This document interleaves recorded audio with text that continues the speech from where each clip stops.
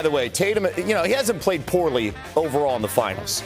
It's not a knock on him, but the expectations as the star, they start to pick up, especially when you look at a series tied at 2 apiece. He's been very quiet in the second half throughout the series. Just 9 of 34 from the floor in the second half. And even worse, Boston has been outscored by 19 with him on the court over the last 2 quarters. Guys, one of the things I've noticed with Jayson Tatum, we'll see great halves. We haven't seen a full 4 quarters of play here for Jayson Tatum in one game in these first 4 games. What does Jayson Tatum need to do in order to bounce back here, JJ? It's actually pretty simple. He just needs to make some 2-pointers. He's been awful shooting 2-pointers in this series. And I think some of it is taking advantage of his size. Some of it is slowing down and just making the right read. At times, I think he's getting sped up and he's driving into no man's land with no real plan. You showed his second half numbers. How about the fourth quarter?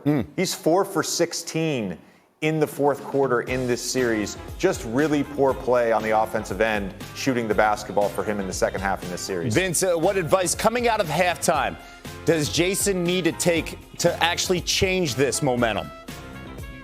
JJ said it. Aggressive, getting close to the basket, working your way inside out. Don't settle for those tough twos and slow down a little bit.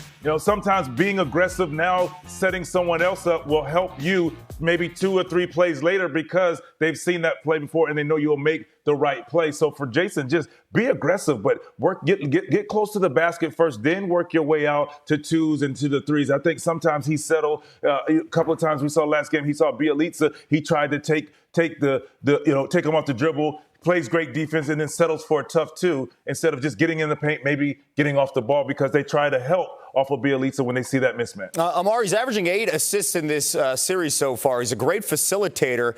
When you see him in that second half, what are you seeing from his play offensively? Well, here's the thing. Anytime and JJ and Vince are both correct, you want to try to get some 2-pointers, right? And the best way to get 2-pointers is go to the post, right? I mean, he's 6'10". No one's his height going to guard him in the post. You can survey the court. You can see where the double team is going to come from. You can make your decisions and precise decisions from there. But he has to be more aggressive down in that paint. And like Vince was saying, when you play inside out, it gives you a chance to see the game.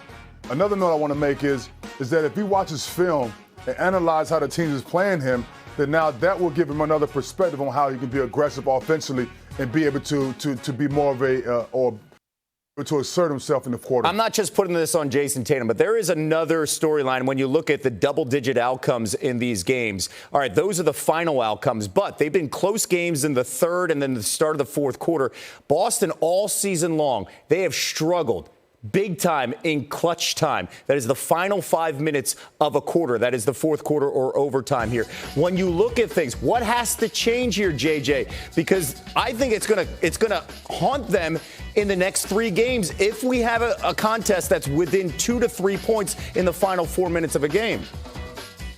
Yeah, I think you nailed it. This has been a really poor clutch team all season. 13-22 in the regular season in clutch time, 2-4 in the playoffs in clutch time going into the finals.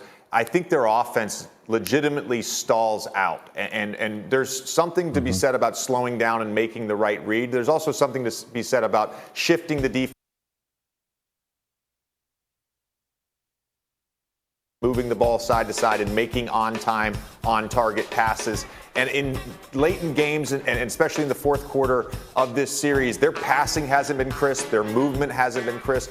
You are going to have to generate good shots by doing those 2 things against this Warriors defense. Amari, you mentioned it. You expect a big night from Jaylen Brown. What do you need to see from him in the 5 minutes of a game if it's within 5 points?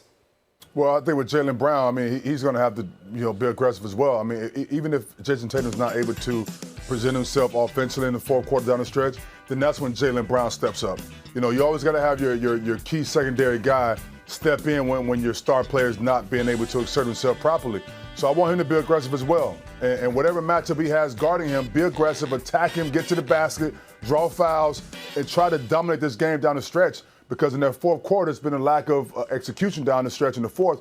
So they have to figure out a way to really exert themselves in the fourth quarter to then now get over that hump and be a better fourth quarter team. They've been tremendous coming off a loss, undefeated so far during this postseason run, 7-0. But the big question each and every time we see the Celtics in the postseason, which Celtics team will show up with